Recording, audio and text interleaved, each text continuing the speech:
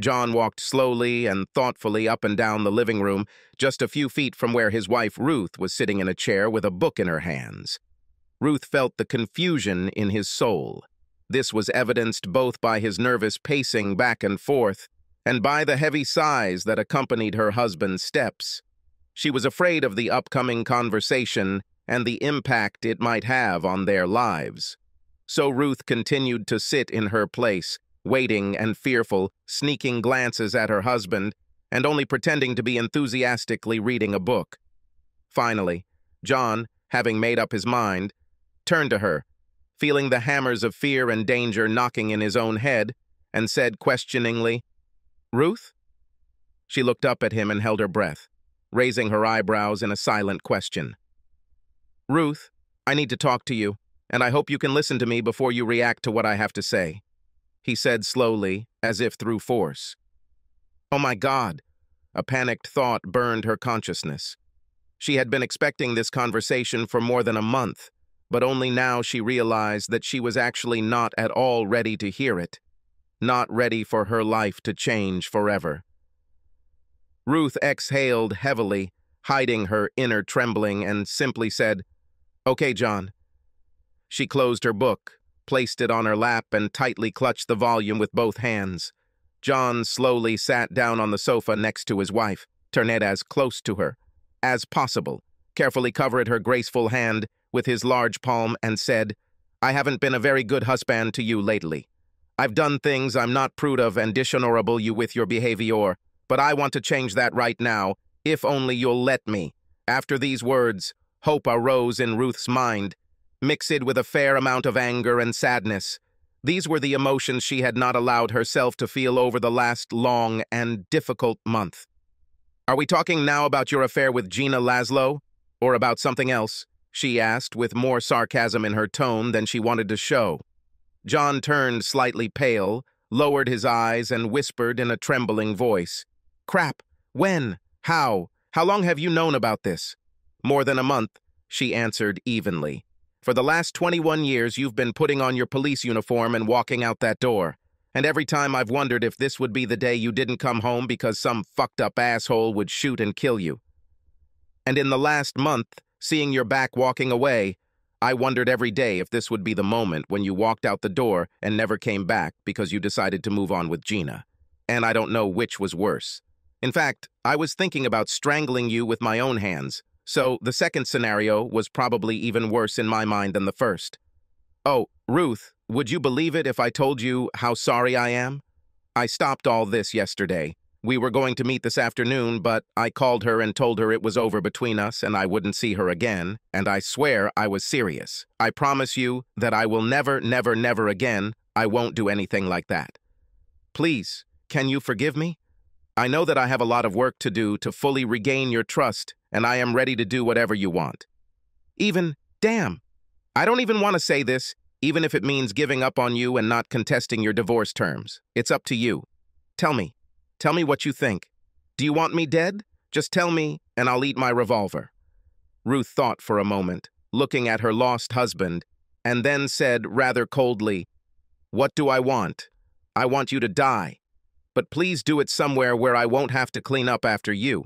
You know, blood is so hard to get out of a good carpet." John's eyes widened. "Are you kidding me?"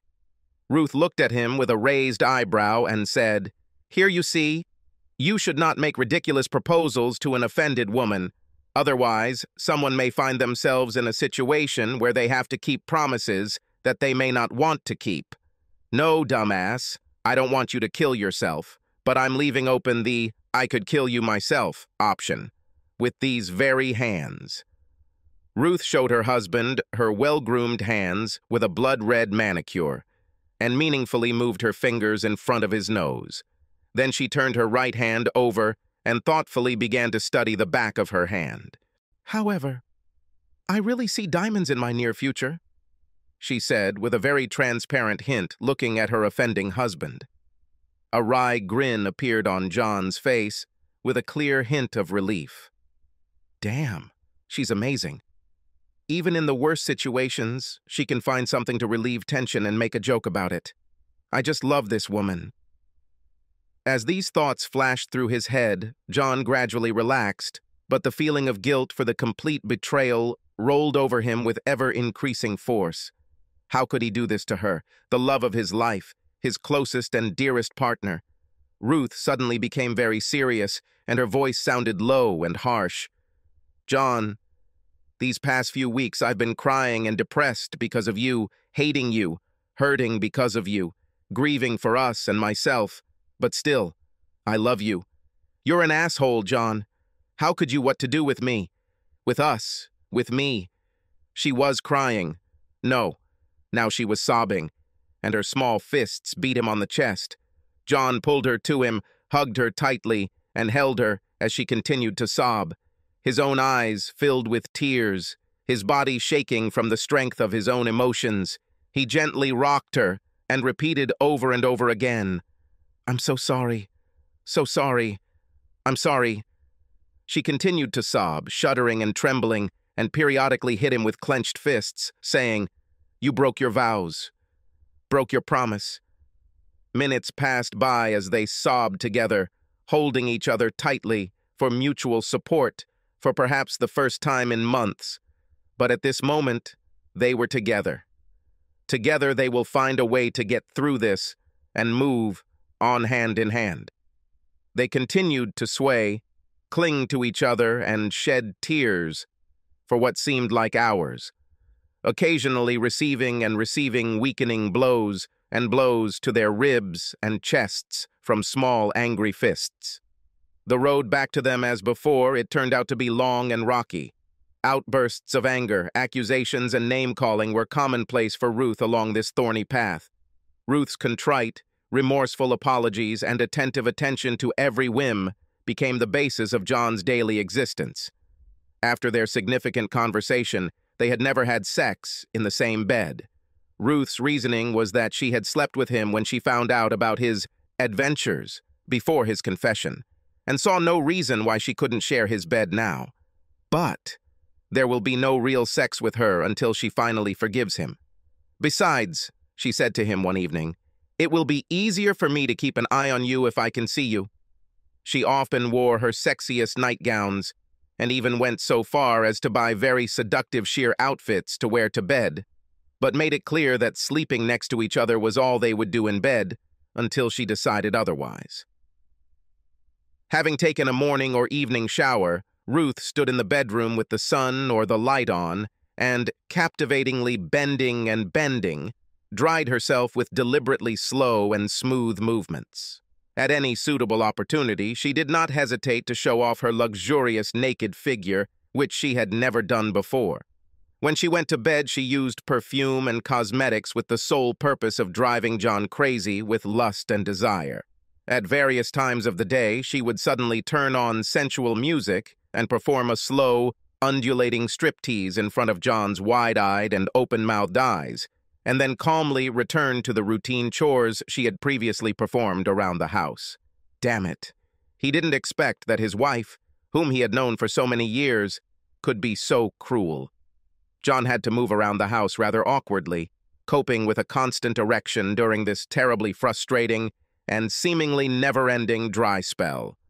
Among other things, Ruth began calling John at strange, completely unpredictable times during his workday to find out where he was. She even called his other fellow cops working the same shift and asked them to have John answer the phone on their desk, just to make sure John was actually where he said he would be. To say that John was on the very short leash would be a gross understatement. But he approached the process with humility, realizing that it was the price he had to pay to return to Ruth's heart. He even bore the constant teasing from his fellow shiftmates with stoic calm, reproaching them for it and warning them that they themselves could find themselves in his place, or even in a worse situation, if they ever went astray. So John learned his lesson. One night, about 2.5 months after his confession, John slowly woke up from his sleep and discovered, or rather, sex in progress with his participation. After catching her breath a little and recovering from the frenzied sexual high, Ruth finally squeezed John's face tightly in her hands, looked straight into her husband's eyes. Her flaming green eyes were visible even in the very low light of the darkened bedroom, and said in a voice breaking with excitement, "Remember one thing. You are mine, only mine, completely mine, and never. Do you hear? Never don't forget about it anymore. If you cheat on me even once more, I swear, you will not live." For added emphasis, Ruth hit him on both shoulders with her fists to hammer home the understanding that she was very serious. John ran his rough hand over her face, wet with sweat, kissed her lips very tenderly, and whispered, "Yes, yes, my love, I'm yours, forever, I promise. Thank you, thank you. Damn, what a fool I was. Never, never again. I swear, I swear, I swear." They settled into a soft and wet, intertwined embrace, calmly thinking about where they were, what they almost lost, and where their road would lead next. John kissed the top of Ruth's head and gently stroked her lithe back. It was a real paradise in which his past sins were forgiven. Within himself, he thanked all that was sacred to him for this blessed moment and for the new future for both of them that it foreshadowed. After a long, painful silence, Ruth said softly, but with a hint of oppressive foreboding, "John, I need you to answer 2 questions for me. The first is why Gina, and second, what made you break up with her and admit it to me?" John shuddered slightly, trying with all his might not to ruin this precious moment, and certainly not wanting to return to that page of his memories that had caused all the suffering and struggle that the two of them had just gone through with such difficulty and emotional devastation. He thought silently for a long minute, looking at the ceiling, and then turned his head on the pillow towards her and said quietly, "Baby, I'll tell you everything you want to know. I promise this. Well, I guess the question is, why Gina? Pretty simple. She's been hitting on me for several months, popped into the station to bring me lunch and just talk. Gina always talked about how alone she felt after killing Bill, and that if I could help her, she would be very grateful for it." John was silent for a few seconds, smiled sadly, and continued, "I think she just decided that Bill, her love, left her alone. She should just continue to live and find whoever, and I was that whoever. It was too easy, and she fueled my old cop ego with my feminine wiles. I really felt sorry for her, I really did." The wife snorted disdainfully. "So, if you had contacted Celia Johansson, well, I would have just walked into your office, poked you in the side 3 times with a fork, and given up. There is no way I could compete with this young beauty. Hell, if she'd just take one look at me, I'd give myself to her. And you know I'm miles away from being attracted to a woman." Ruth grinned indulgently, thoughtfully running her fingers over the curves of her breasts. "In truth, I have to admit that Gina has the most beautiful breasts that money can buy. Maybe you want me to have a breast enlargement too." John stopped her decisively, but there was a playful note in his tone. Ruth gave a playful salute, giggled quietly, and simply said, "Yes, sir, yes, sir." John paused for a long time and then sighed.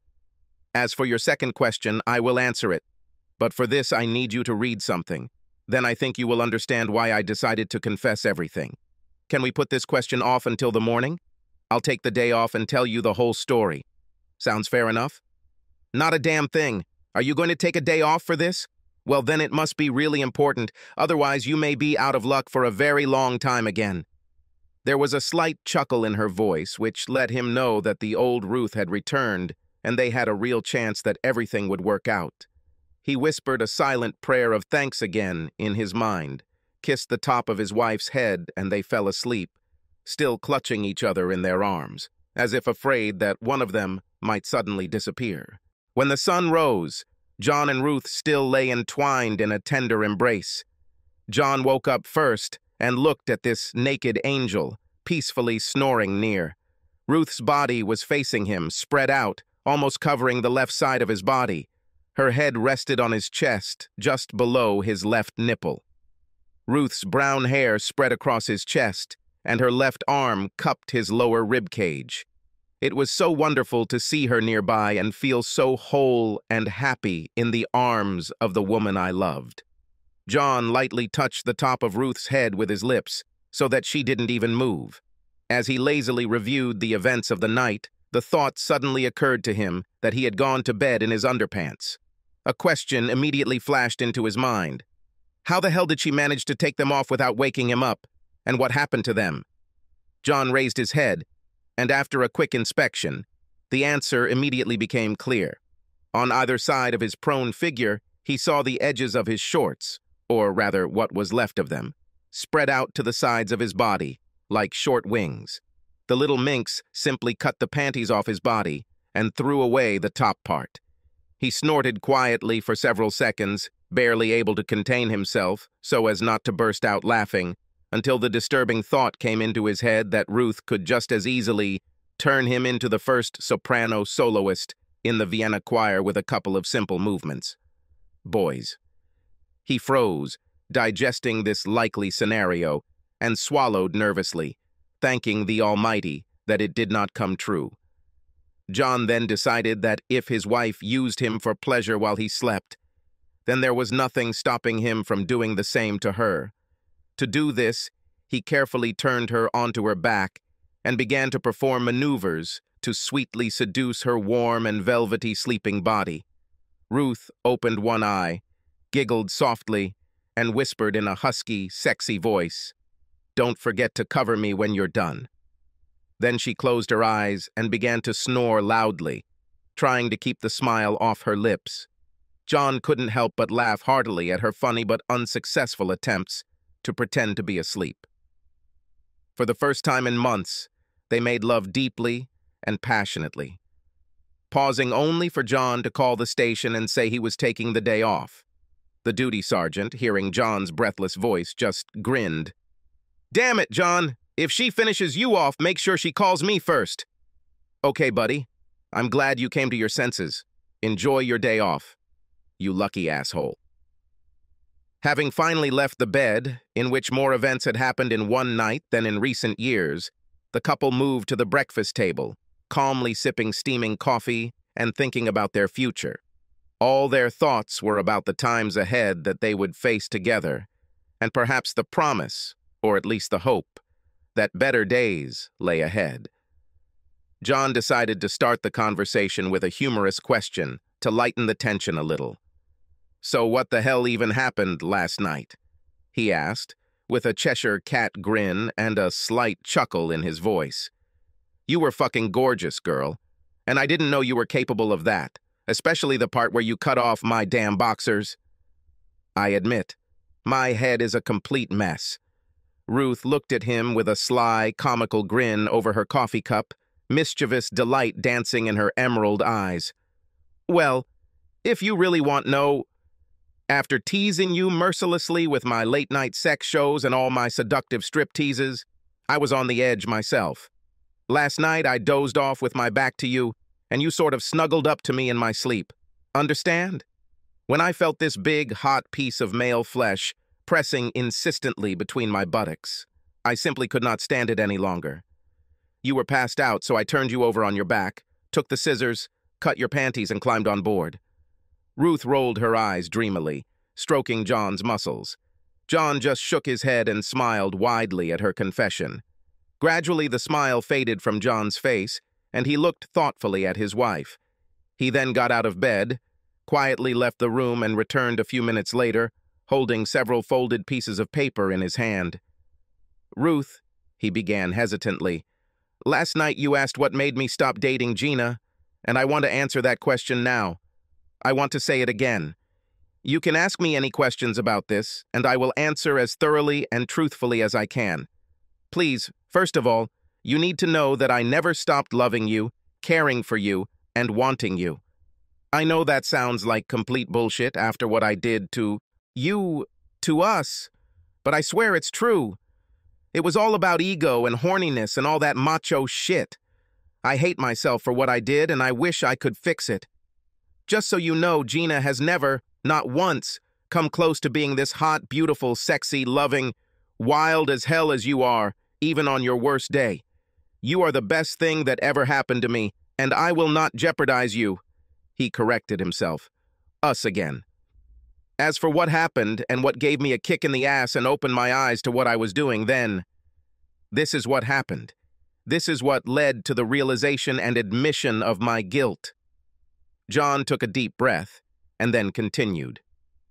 A couple of weeks before our conversation, I was working on a report about a corpse found in an alley in one of the most seedy areas of the city. I went to the coroner's office, spoke with him, and later examined the victim's body. The body belonged to a woman about 35 years old. The skin on her hands was rough and cracked, as if she was not used to real hard work, but had been doing this kind of work for some time. This poor woman was robbed and strangled to death. She had no ID or other documents on her, nothing that could be clinging to understand who she was. This case didn't represent anything particularly unusual, but, there was something about this woman that haunted me. I kind of felt like must work on this matter more carefully. So, I asked a couple of our guys from the precinct to scour the area, talk to the locals, and they were able to determine that she worked as a cook at one of the greasy spoon eateries in the area. In that cafe, they paid her in cash, and they didn't even know exactly what her name was. They called her Sad Sadie, or even just sad to her face. The guy we talked to said that she was always sad about something, but she kept herself very withdrawn. She lived in a shitty apartment next door to an abandoned building where drug addicts and runaway children constantly gathered. By the way, during the investigation, we found her personal belongings in various places in this abandoned building, except for those few things that were not even worth stealing in the wrecked apartment of this unfortunate woman. I was examining her old coat, which was once quite an expensive thing, but by that time it was very worn out. In a half-torn inner pocket, I found this letter. At that moment, John lifted the sheets of paper and showed Ruth the papers, which she apparently hid and was going to mail, but apparently did not have time, or did not dare to do so.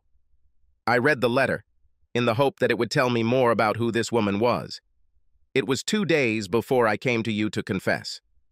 From the letter, we managed to find out who she was, and as a result of our interviews, we were able to get on the trail of her killer. This happened just last week. When we were chasing this criminal, he was smart enough to run away from our guys across the street and get run over by a truck. Long story short, he died at the scene, saving us a ton of paperwork and saving the city money on legal proceedings. Anyway, this letter continued to haunt me, so I made a copy and read it again. I will read this letter for you, or if you want, you can read it yourself, whichever you prefer. Ruth looked closely at John and asked him to read the woman's letter to her so that she could understand how it affected her husband. John straightened the crumpled sheets of paper on his knee, took the first one in his hands, and began to read, "My dear Ben, I know you probably don't want me to ever address you like that, but that's what you are to me. I can't express how much I'm sorry and how I punish myself for what I did to you and to the children, and I will never be able to get over my own betrayal of you. I'm sorry, Ben. I turned into the kind of person I had always looked at with complete disgust. How could this even happen? What happened to that faithful, devoted wife and mother you used to know? For 6 months I lived a lie. I looked into your eyes, smiled, and joked with you, although deep down I knew that at the same time I was cheating on you with another man. I hate myself for this duplicity.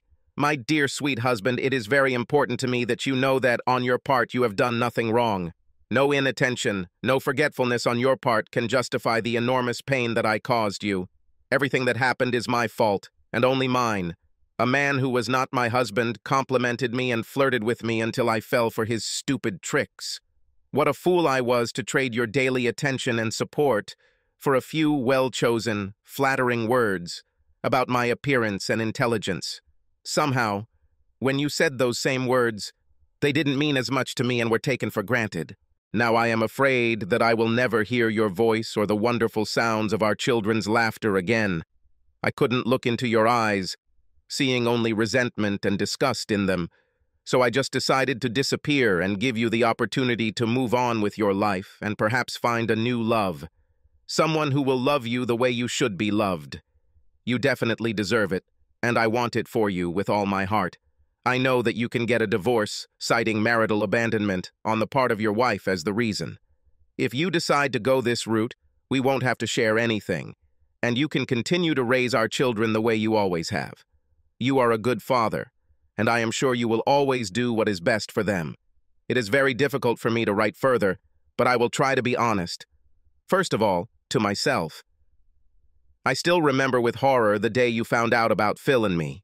When Phil's wife came to me that day and told me she had something for me, I just didn't know how to react. When she opened her huge purse, as if taking something out of it, and then hit me with it, I was taken by surprise. I fell from the blow, and when she stood over me, screaming and calling me names, at that moment the realization of what I had really done finally came to me. But then, everything went really badly. The worst thing was when you rushed to my aid. At that moment, without thinking, you rushed to help and protect me from Janine, with that worried expression on your face that you sometimes have. And then she showed you those dirty pictures of Phil and I together. Just a minute later, I watched in transfixed horror as the expression of care and love on your face gave way to surprise, resentment, and finally, complete contempt. When you helped me up from the floor, I thought that everything would be fine and we could... But when you led me to the door, pushed me over the threshold and locked it behind me, I realized that this was the end. I deserved it, but it still took me by surprise. When you threw my clothes and other things onto the lawn, screaming at me from the pain I brought, I knew I couldn't look you in the eyes anymore and I didn't deserve anything from you. So I only took what I could carry and left. Please, if you can, if you find it in yourself to do so, don't hate me. And when the kids ask about me, please, could you let them have good memories of me? That's all I ask of you. I'm working now, but I won't say the name I use because I don't want you to find me if you decide to do so. Someday in the future, maybe when I become stronger, I will allow you to contact me, if, of course, you want it. I'll probably let my sister be my go-between when I'm ready to face you. But until then, a lot needs to happen. I will always love you, Ben, and I only hope that one day you can find it in your big heart to forgive me. I don't know how to end this letter, so I'll just say goodbye. P.S. Know that I love you and our children more than you can imagine. Mary. John finished reading and looked sadly at Ruth. When I read this letter, I looked inside myself and, looking back, I talked to myself. I had to admit the heinousness of what I did in secret and imagine how much it would hurt you if you ever found out. I realized that I had to put an end to this and fix the situation as much as possible under the circumstances. Ruth moved closer and touched John's hand.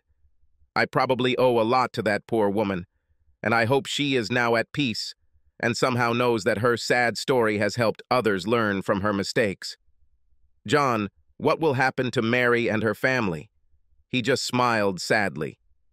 I personally took the original letter and Mary's things to Ben and told him this story 2 weeks ago. He was devastated. It looks like he was trying to find her to get their family life back on track. The poor guy never got the chance to tell Mary that he had forgiven her and wanted her back in his life. John looked at Ruth sadly, and then turned his head and looked out the window, and there was bitterness in his voice. Now Ben's children will never see their mother again, and their father will bear the burden of grief and guilt for throwing her out of the house, and there is no way to reverse the chain of events. Ruth squeezed John's hand sympathetically. It must have been very difficult for you to tell Ben about his wife. John nodded slowly. I took this task as a kind of atonement, so to speak, my personal repentance. He had to learn everything about Mary, and their story gave me the strength to face my own sins, so I had to be the one to meet and talk to Ben. There was silence in the room for a while, and then John sighed and said, "Unless you want to talk about some other aspect of this mess, I'd rather take a shower, and then we can work out a plan of action for the rest of this day. What do you think?" "Sorry, baby." She hurried. Insert Ruth. "But your day is already planned. Firstly, you will take a shower, but you will not be there alone, and I expect from your crafty hands and not only the hands of great achievements that will provide me with a very pleasant sensations. And I swear you won't leave the shower until I'm completely satisfied. Yours work, or until the hot water runs out. Whichever happens first." She winked at her husband with a slightly predatory grin. "Secondly, well, let's dress up to go out into the city, where a sumptuous lunch and shopping trip will await me, with an obligatory visit to the jewelry store, after which on my finger will be that diamond ring that I clearly saw in my future. You remember this, right? And thirdly," Ruth bent her finger, completing the list of her grandiose plans, "we'll figure out how we can meet old Gina Laszlo and really rub her nose." I win. She loses. Any questions? There were no questions. John, smiling, raised his hands up, agreeing with his decisive wife on all points. As they headed upstairs to the bedroom and shower, John had to use his wits. He felt that he simply had to ask Ruth this question, visions of which were swirling in his head. "Yes, I really have one important question. Do you think, could we also put on our to-do list a call to Celia Johansson and set up a hot session between you and her? Honey, just imagine how cool it will be." John whistled playfully. "Damn it, we could sell tickets and make millions from it. Half the Western world would pay big money to see this scene. And I, of course, will get a ringside seat." Ruth turned sharply on the stairs and deftly brought her clenched fist to his nose, looking down at him from the steps. Her brows furrowed and her eyes flashed with mock indignation, and she growled, "Celia and I have hot, loving, and very personal relationships, and I will not allow them desecrated your low-lying need for sexual and financial satisfaction. All clear?" Then she leaned even lower, close to his ear, and purred passionately. "You can only imagine this picture, lover." John immediately snapped to attention and readily barked, "Yes, ma'am," and then said hoarsely, "Let's quickly take a shower while this picture is vividly scrolling through my little sick brain." He playfully squealed Ruth on the ass and demanded, "Hurry up your ass because I clearly see a very long and pleasant shower session in your near future." Subscribe to our channel so that your second chaff doesn't cheat on you, and go ahead and listen to the next story, because this story is nothing compared to the next one. If you're under 18, don't even think about listening to the next one.